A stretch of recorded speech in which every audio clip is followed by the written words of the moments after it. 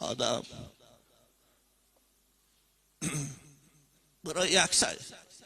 برای یک کمبودی از جنت بیرون شد، از رحمت خدا دور شد. 40 سال آدم اشک ریخت، 40 سال بیابان به بیابان ناله کرد، طواف میکرد. بعد از 40 سال ربنا ظلمنا انفسنا وان لم تغفر لنا وترحمنا لنكونن من الخاسرین.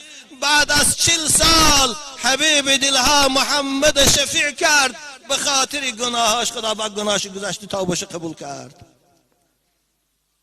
ببین برای یک خاطر امر خدا رو ترک.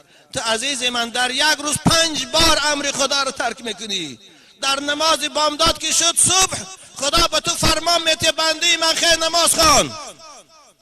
وقتی نماز پیشین درآمد باز علاهده فرمان میده بنده من خیر پیشین خوان. نماز عصر وقتش درآمد با فرمان از بالای عرش صادر میشود بنده من نماز عصر خوان. شام شد با فرمان صادر میشود، خفتن شد با فرمان صادر. 5 بار در یک روز خدا برای بندگانش فرمان میده نماز خوان.